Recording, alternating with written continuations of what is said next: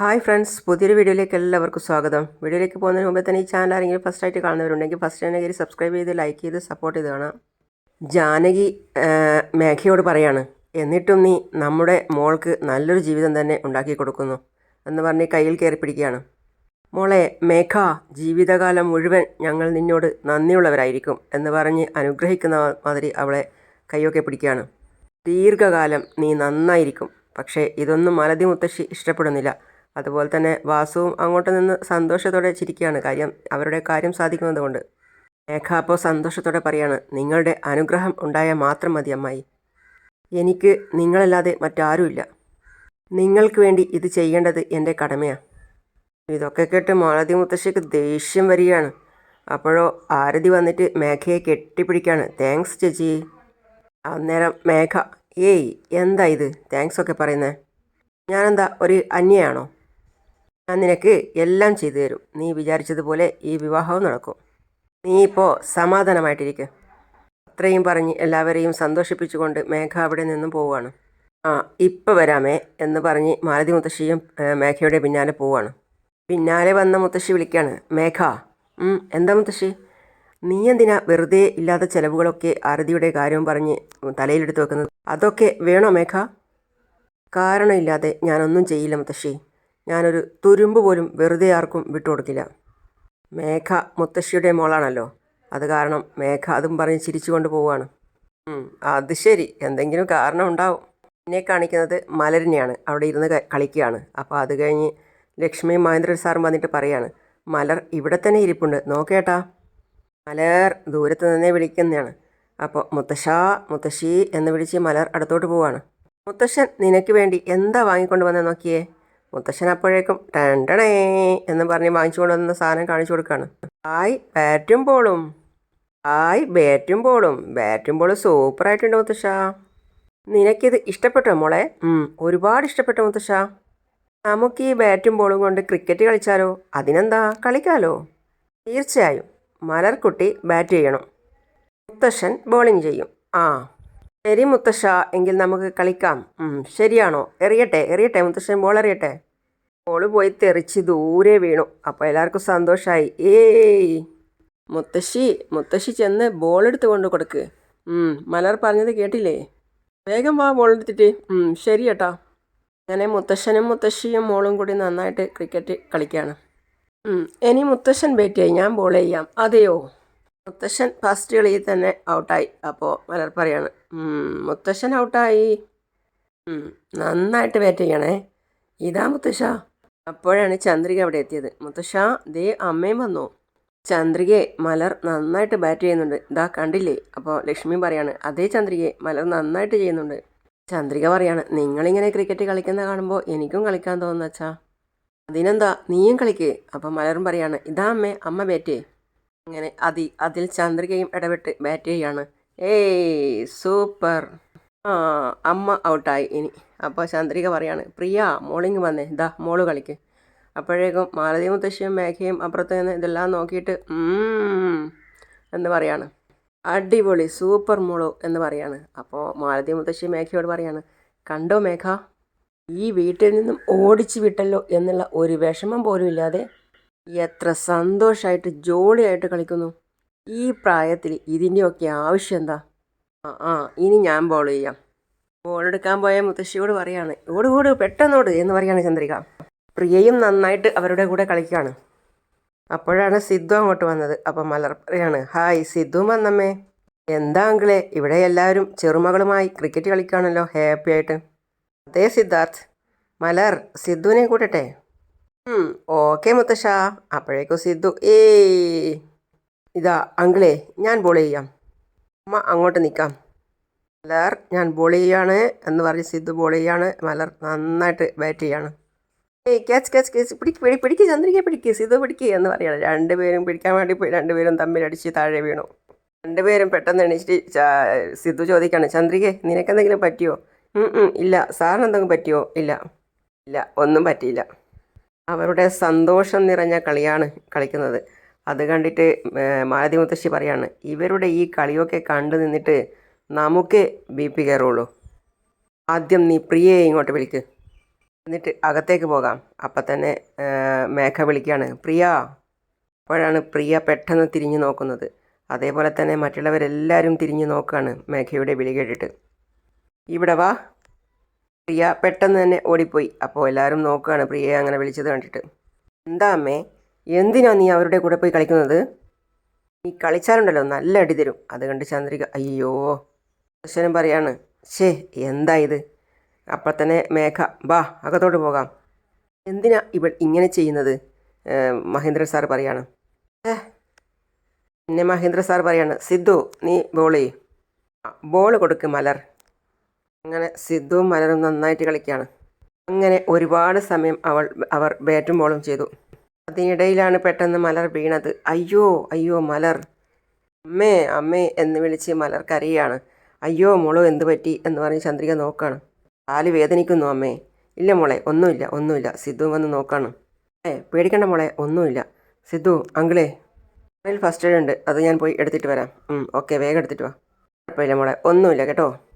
സിദ്ധു പോയി കാറിൽ നിന്ന് ഫസ്റ്റ് എയ്ഡൊക്കെ എടുത്തുകൊണ്ട് വന്ന് മുറിവിൽ വെച്ച് കെട്ടുകയാണ്. പിന്നെ മഹേന്ദ്ര സാർ പറയാണ്, ആ ബ്ലഡൊക്കെ ഒന്ന് ക്ലീൻ ചെയ്യും. തീയ നീറ്റിലുണ്ടാവും. ഇതാ കഴിഞ്ഞ് മോളെ കഴിഞ്ഞ്. ഒന്നുമില്ല, ഇതാ കഴിഞ്ഞ് മോളെ കഴിഞ്ഞ്. പെട്ടെന്ന് മാറിക്കോളും കേട്ടോ. പിന്നെ സിദ്ധു തന്നെ മലറിനെ എടുത്തു കൊണ്ടുപോയി മുറിയിൽ കിടത്തുകയാണ്. പിന്നെ ജാനകി വാസുവിനോട് പറയാണ്, ആരതിയുടെ വിവാഹം എങ്ങനെ നടത്തുമെന്നറിയാതെ വളരെ വിഷമത്തിലായിരുന്നു ഞാൻ. പക്ഷേ മേഘ എല്ലാ ഉത്തരവാദിത്തവും ഏറ്റെടുത്തു.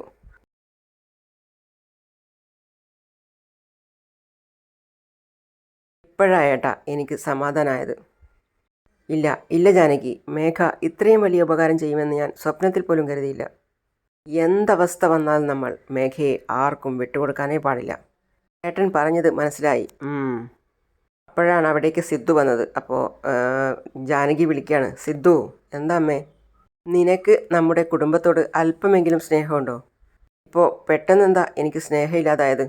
അപ്പോൾ ജാനകി, ആരതിയെ പെണ്ണ് ചോദിച്ചിട്ട് വന്നവർ വീണ്ടും വിവാഹാലോചിച്ചിട്ട് വന്നു. ആ വിവരമെങ്കിലും നിനക്ക് അറിയാമോ? അതറിയാം. പയ്യൻ്റെ വീട്ടുകാർ 200 പവൻ്റെ സ്വർണവും 50 ലക്ഷം രൂപ പണമായി ചോദിച്ചെന്നും എനിക്കറിയാം. അത് കേട്ട് വാസു ഓ. ജാനകിയും കളിയാക്കിയിട്ട് പറയാണ്, അപ്പം സാറ് അനിയത്തിയുടെ കല്യാണം എങ്ങനെ നടത്തിക്കൊടുക്കാനാണ് തീരുമാനിച്ചിരിക്കുന്നത്? അമ്മേ, പയ്യൻ്റെ വീട്ടുകാർ നല്ലവണ്ണം അത്യാഗ്രഹം കാണിക്കുന്നുണ്ട്. ആരതി അവിടെ ചെന്നാൽ സന്തോഷമായിട്ട് കഴിയാൻ പറ്റില്ല. അതുകൊണ്ട് ഈ വിവാഹം വേണ്ടെന്ന് വെക്കുന്നതാണ് നല്ലത്. വേറെ ഏതെങ്കിലും നല്ല ബന്ധം നോക്കി നടത്തുന്നതാണ് നല്ലത്. ഒന്ന് മിണ്ടാതിരിക്കടാ. നിനക്ക് പയ്യൻ്റെ വീട്ടുകാരൊക്കെ ചോദിച്ചത് കൊടുത്ത് അനിയത്തിയുടെ വിവാഹം നടത്താൻ പറ്റില്ല. ഇത് പറ നീ. അപ്പോൾ സിദ്ധു വീണ്ടും പറയാണ്, അമ്മേ, അർഹിക്കുന്നതിൽ അധികം നമ്മൾ ആഗ്രഹിക്കാൻ പാടില്ലമ്മേ. ആ ബന്ധം ഒരിക്കലും നന്നായിരിക്കില്ല.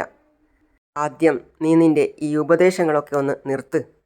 ആരതിയുടെ വിവാഹ ചെലവ് മുഴുവനും മേഘ ഏറ്റെടുത്ത് അവൾ തന്നെ ഈ വിവാഹം നടത്തുമെന്ന് പറഞ്ഞിരിക്കുകയാണ്. അത് കേട്ട് സിദ്ധു പറയാണ്, മേഘ കാരണമില്ലാതെ വെറുതെ ഒന്നും ചെയ്യില്ല. വെറുതെ ഓരോന്ന് ആഗ്രഹിച്ച് അവളുടെ വലയിൽ ചെന്ന് വീഴരുത്. എനിക്കത്രേ പറയാനുള്ളൂ. അത് കേട്ട് ജാനകി പറയാണ്, നിന്നെ പ്രസവിച്ചവളാ ഞാൻ.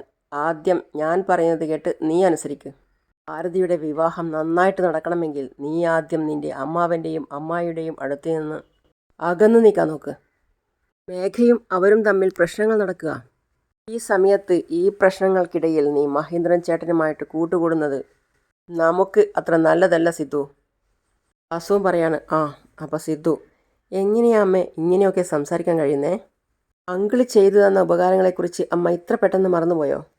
നമ്മളെല്ലാവരും ഇന്നീ അവസ്ഥയിൽ ഇത്രയും നന്നായിരിക്കുന്നുണ്ടെങ്കിൽ അതിൻ്റെ ഉത്തരവാദിത്തം മുഴുവൻ അങ്കിളിനാണ്. അതിനുള്ള കാരണം അങ്കിളാണെന്ന് അമ്മ എത്ര തവണ എന്നോട് പറഞ്ഞിട്ടുണ്ട്. അമ്മയ്ക്ക് എങ്ങനെ കഴിയുന്നു മേഘയുടെ വാക്കുകൾ കേട്ട് അങ്കിളിനെ എങ്ങനെ തള്ളിപ്പറയുന്നു? നിന്റെ അമ്മാവൻ നിന്റെ അച്ഛനെ കള്ളക്കുറ്റം ആരോപിച്ച് അദ്ദേഹത്തെ ഈ വീട്ടിൽ നിന്നും പറഞ്ഞു വിട്ടത് മറന്നിട്ടാണോ നീ സംസാരിക്കുന്നത്? എനിക്കത് മറക്കാൻ പറ്റില്ലടാ. അപ്പോൾ സിദ്ധു അച്ഛനെ നോക്കാണ്. ഞാനിപ്പോഴും പറയാ, അമ്മ അങ്കിളിനെ വെറുതെ തെറ്റിദ്ധരിച്ചിരിക്കുക. അധികം വൈകാതെ സത്യം എന്താണെന്ന് അമ്മയ്ക്ക് മനസ്സിലാവും. പിന്നെ മേഘയെ വിശ്വസിച്ച് അമ്മ ഇങ്ങനെ ഇറങ്ങി പുറപ്പെട്ടാൽ ഒരുപാട് കരയേണ്ടി വരും. എനിക്കത്രേ പറയാനുള്ളൂ. ഇനിയെല്ലാം നിങ്ങളുടെ ഇഷ്ടം. എടാ സിദ്ധാർത്ഥ്. അതേപോലെ തന്നെ ജാനകിയും കരയാണ് വിളിച്ചിട്ട്. സിദ്ധു. മാലതി മുത്തശ്ശി അവിടെ ഇരുന്ന് പൂക്കെട്ടുകയാണ്. അപ്പോഴാണ് മലർ അങ്ങോട്ടേക്ക് വരുന്നത് കാണുന്നത്. എന്നിട്ട് മലറിനോട് ചോദിക്കുകയാണ്, ഏയ് മലർ, എന്താ നീ എന്തിനാ ഇങ്ങനെ ഞൊണ്ടി നടക്കുന്നേ? ക്രിക്കറ്റ് കളിച്ചപ്പോൾ വീണതാ മുത്തശ്ശി. അപ്പോൾ കാലിന് മുറിവ് പറ്റി. കയ്യിലൊരു പാത്രം എടുത്ത് അമ്പലത്തിൻ്റെ അടുത്തേക്ക് പോയാൽ പാത്രത്തിൽ ഒരുപാട് കാശ് കിട്ടും. അത് പറയുന്നത് മാറി നിന്ന് ലക്ഷ്മി കേൾക്കുകയാണ്. ലക്ഷ്മി കേട്ടിട്ട് ലക്ഷ്മിക്ക് നല്ല സങ്കടം തോന്നി. അപ്പോഴാണ് പെട്ടെന്ന് ലക്ഷ്മിക്ക് ദേഷ്യത്തോടെ ലക്ഷ്മി വിളിക്കുകയാണ്, അമ്മായി. ലക്ഷ്മി അതും വിളിച്ചിട്ട് ഓടി വരികയാണ് അവരുടെ അടുത്തേക്ക്. അപ്പം മാലതി മുത്തശ്ശി, ഞാൻ പറഞ്ഞത് അവൾ കേട്ടെന്ന് തോന്നുന്നു. അമ്മായി, നിങ്ങൾ വയസ്സിന് മുതിർന്ന ആളല്ലേ? ചെറിയ കുട്ടികളോട് എങ്ങനെ സംസാരിക്കേണ്ടത് എന്ന് നിങ്ങൾക്കറിയില്ലേ? ഒരല്പം വിവരം പോലും ഇല്ല. അപ്പം മുത്തശ്ശി വിങ്ങാണ് എന്ന് പറഞ്ഞിട്ട്. അപ്പോഴാണ് ചന്ദ്രികയും മഹേന്ദ്രൻ സാറും അങ്ങോട്ടേക്ക് വരുന്നത്, കാര്യം അറിയാതെ. അപ്പോൾ മാലതി മുത്തശ്ശി, ഞാൻ വെറുതെ തമാശ പറഞ്ഞതല്ലേ ലക്ഷ്മി, അതിന് ഇങ്ങനെ ദേഷ്യപ്പെടുന്നത് എന്തിനാ? ലക്ഷ്മി തിരിച്ചു ചോദിക്കുകയാണ്, ഇതാണോ തമാശ? ഇനി ഒരിക്കൽ കൂടി എൻ്റെ ചെറുമകളോട് ഇങ്ങനെ എന്തെങ്കിലും സംസാരിച്ചാലുണ്ടല്ലോ, എൻ്റെ ശരിക്കുള്ള സ്വഭാവം നിങ്ങൾ അറിയും, പറഞ്ഞേക്കാം എന്ന് പറയാണ് മാലതി മുത്തശ്ശി. അപ്പോൾ മഹേന്ദ്ര സാർ അങ്ങോട്ട് പോയിട്ട് ചോദിക്കുകയാണ്, ലക്ഷ്മി എന്താ പ്രശ്നം? അപ്പോൾ ലക്ഷ്മി പറയാണ്, നിങ്ങളുടെ ചെറിയമ്മ നമ്മുടെ മലറിനോട് എന്താ സംസാരിച്ചെന്നറിയോ? എന്താ പറഞ്ഞത് ലക്ഷ്മി? മലറിന് കാല് മുറിഞ്ഞതുകൊണ്ട് അവൾ മുടന്തിയാണ് നടന്നത്. അവളുടെ കയ്യിലൊരു പാത്രവും കൊടുത്ത് ക്ഷേത്രത്തിൻ്റെ അടുത്തുകൊണ്ട് ഇരുത്തിയാൽ ധാരാളം പണം കിട്ടും എന്ന് പറഞ്ഞു. മഹേന്ദ്ര സാർ ചോദിക്കുകയാണ് ദേഷ്യത്തോടെ, അങ്ങനെയാണോ പറഞ്ഞത്? ചെറിയമ്മേ, ഞാൻ വിചാരിച്ചാൽ ഇപ്പം തന്നെ നിങ്ങളെയും മേഘയെയും ഇവിടെ നിന്നും പുറത്താക്കാൻ പറ്റും. ഞാൻ അതൊന്നും വേണ്ട എന്ന് വെച്ച് ലീഗലായി പോകാൻ നോക്കുക. എൻ്റെ ക്ഷമയ്ക്ക് ഒരു പരിധിയുണ്ട്, ഒരുപാട് പരീക്ഷിക്കരുത് പറഞ്ഞ് മൂളാണ് മാലതി മുത്തശ്ശി. അപ്പോൾ ലക്ഷ്മി പറയാണ്, ഇവരോടാണോ സംസാരിക്കുന്നത്? മനസാക്ഷിയില്ലാത്ത വർഗം. വാ മോളെ, വാ ഏട്ടാ, നമുക്ക് പോകാം. ലക്ഷ്മി പറയാണ് പോകുന്ന വഴി, വയസ്സായിട്ടും ഒരല്പം പോലും വിവരമില്ല, കഷ്ടം തന്നെ. എന്തൊരു ജന്മമാണോ എന്തോ.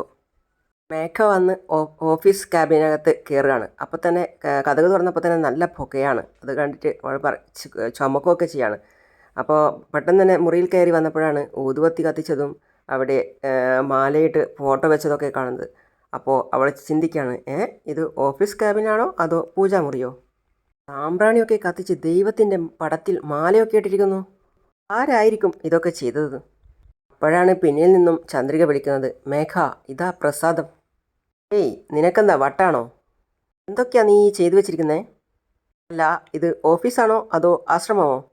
ചന്ദനത്തിരി, ദൈവത്തിൻ്റെ ഫോട്ടോ, പൂവ്, മാല, ഇതൊക്കെ എന്താ? ജോലി ചെയ്യുന്ന സ്ഥലം ശുദ്ധിയായിരിക്കണം, എന്നാലല്ലേ ചെയ്യുന്ന ജോലി നന്നായി വരൂ. മേഘ തലയ്ക്കടിച്ചിട്ട് പറയാണ്, മണ്ണാങ്കട്ട. എന്നെയൊക്കെ എൻ്റെ ക്യാബിനുള്ളിൽ കൊണ്ടുവന്ന് ഇരുത്തിയിരിക്കില്ലേ, അവരെ പറഞ്ഞാൽ മതി. നിനക്കിതൊക്കെ തമാശയായിട്ട് തോന്നുന്നില്ലേ? ഇതിലെന്താ മേഘ തമാശയായിട്ടുള്ളത്? എനിക്ക് ഇങ്ങനെയൊക്കെ ചെയ്താൽ നന്നായിരിക്കുമെന്ന് തോന്നി ഞാൻ ചെയ്തു. ഇനി മേലിൽ ഇതുപോലെയൊന്നും ചെയ്യരുത്. നീ ഈ സാധനങ്ങളൊക്കെ എടുത്ത് ആദ്യം പുറത്തു പോ. ഇല്ല മേഘ, എൻ്റെ സ്ഥലം എങ്ങനെ ഇരിക്കണമെന്ന് ഞാനല്ലേ തീരുമാനിക്കേണ്ടത്. ഇത് എൻ്റെ സ്ഥലമാണ്, ഇവിടെ ഇങ്ങനെ തന്നെ ഇരിക്കും. ഉച്ചത്തോടെ ചിരിച്ച് ചന്ദ്രിക അവളുടെ സീറ്റിലേക്ക് പോവാണ്. എന്ന് പറഞ്ഞ് മേഘയുടെ സീറ്റിൽ പോയിരുന്നു. എന്നിട്ട് പറയാണ്, ഇവളെപ്പോലെ ഒരു ഇഡിയറ്റിനോടൊപ്പം എങ്ങനെയാണ് ഞാൻ ജോലി ചെയ്യുന്നത്? ആദ്യം ഇവിടെ നിന്ന് മാറ്റിയേ പറ്റൂ. പെട്ടെന്ന് മേഘ ഫോണെടുത്ത് വിളിക്കുകയാണ്, മാഡം, കൃഷ്ണമൂർത്തി ഒന്ന് എൻ്റെ ക്യാബിനിലേക്ക് വന്നേ. Okay madam. Excuse me madam, ചന്ദ്രികയ്ക്ക് ഒറ്റയ്ക്ക് ഒരു ക്യാബിൻ റെഡിയാക്കൂ. ഇനി അവൾ ഇവിടെ ഇരുന്ന് ജോലി ചെയ്യണ്ട. അപ്പോൾ അയാൾ പറയാണ്, സോറി മാഡം, ത്യാഗരാജൻ സാറ് ചന്ദ്രികയുടെ ക്യാബിൻ മാറ്റരുത് എന്ന് പറഞ്ഞിട്ടുണ്ട്. മാഡം ഇവിടെ തന്നെ ഇരിക്കണം എന്നാണ് പറഞ്ഞത്. ഇത് കേട്ട് മേഘ ചോദിക്കുകയാണ്, വാട്ട് നോൺസെൻസ്. ഓഫീസിൽ ഇത്രയും സ്ഥലമുള്ളപ്പോൾ ചന്ദ്രിക എന്തിനാ ഇവിടെ ഇരിക്കുന്നത്? സോറി മാഡം, സാറിനോട് എനിക്കിത് പറയാൻ പറ്റില്ല. മാഡം ഇതിനുള്ള പെർമിഷൻ വാങ്ങിത്തരൂ. ക്യാബിൻ മാറ്റിക്കൊടുത്തേക്കാം മാഡം. ശരി, പോയിക്കോ. Thank you madam. ചന്ദ്രികയാണെങ്കിലോ സാമ്പ്രാണിയൊക്കെ കത്തിച്ച് അവിടെ പുക കയറിയതുപോലെ ആക്കി വെച്ചിട്ടാണുള്ളത്. അപ്പോൾ മേഘ പറയാണ് ചന്ദ്രികയോട്, ചന്ദ്രികയെ, നിനക്ക് എന്നെ നന്നായിട്ടറിയാം. ഇങ്ങനെ ഇൻഡീസൻ്റായിട്ട് പെരുമാറുന്നത് എനിക്ക് തീരെ ഇഷ്ടമല്ല. ഡീസൻ്റായിട്ട് ഇരിക്കാമെങ്കിൽ ഈ ക്യാബിനിൽ ഇരിക്കാം, അല്ലെങ്കിൽ നിൻ്റെ പഴയ വർക്ക് പ്ലേസിലേക്ക് മാറിക്കോ. ഇല്ല മേഘ, ഇനി ഞാൻ ഇവിടെ തന്നെ ഇരിക്കാൻ പോകുന്നത്. ത്യാഗരാജൻ മുത്തശ്ശനും മഹേന്ദ്രൻ സാറും എന്നോട് ഇവിടെ തന്നെ ഇരിക്കാനാണ് പറഞ്ഞിട്ടുള്ളത്. അതുകൊണ്ട് ഇവിടെ ഇരുന്ന് തന്നെ ഞാൻ ജോലി ചെയ്യാൻ പോകുന്നത്. അയ്യോ ദൈവമേ, എൻ്റെ തലയിലെഴുത്ത്. മേഘ അങ്ങനെ ശ്വാസം മുട്ടി അവിടെ ഇരിക്കുകയാണ്. അങ്ങനെയാണ് ഇന്നത്തെ ഭാഗം അവസാനിക്കുന്നത്. അടുത്തതായി കാണിക്കുന്നത്, അപ്പോഴാണ് അവിടെ ചന്ദ്രികയുടെ കൈതട്ടി ഒരു കുപ്പി ബോട്ടിൽ അവിടെ വീണത്. അപ്പോൾ മേഘ പറയാണ്, ചന്ദ്രികയെ, ആർക്കാ എന്താണോ ജോലി ചെയ്യാൻ അറിയുന്നത് അത് ചെയ്യണം. ഈ ജോലി ചെയ്യണം എന്ന് കരുതരുത്. ഇത് ഭയങ്കര ടഫായ ജോലിയാണ്. ഒന്നും നിനക്ക് സെറ്റാവില്ല. ഇന്ന ജോലികൾ ഇവർ തന്നെ ചെയ്യണം എന്ന് ആരെയും നിർബന്ധിക്കാൻ പാടില്ല മേഘ. ധൈര്യവും ആത്മവിശ്വാസവും ഉണ്ടെങ്കിൽ ഒരു പെണ്ണിന് എന്ത് ജോലിയും ചെയ്യാൻ പറ്റും. അതെനിക്ക് ധാരാളമുണ്ട്, ചന്ദ്രിക മേഘയോട് പറയാം. അത്രയും പറഞ്ഞ് ചന്ദ്രികയുടെ സീറ്റിൽ ഇരിക്കുകയാണ്. അപ്പോഴാണ് മേഘ അവിടെ നിന്നും എണീറ്റത്. മേഘ എന്ത് ചെയ്യണം എന്നറിയാതെ ചന്ദ്രികയെ തന്നെ നോക്കുകയാണ്. അങ്ങനെയാണ് ഇന്നത്തെ ഭാഗം അവസാനിക്കുന്നത്. അപ്പോൾ അടുത്ത പുതിയ വിശേഷമായിട്ട് വീണ്ടും കാണാം. അതുവരെ ഈ ചാനൽ ഫസ്റ്റായിട്ട് കാണുന്ന ആരെങ്കിലും ഉണ്ടെങ്കിൽ സബ്സ്ക്രൈബ് ചെയ്ത് ലൈക്ക് ചെയ്ത് സപ്പോർട്ട് ചെയ്ത് കാണാം. അപ്പോൾ അടുത്ത പുതിയ വിശേഷമായിട്ട് വീണ്ടും കാണാം. അതുവരേക്കും സീ യു ഓൾ.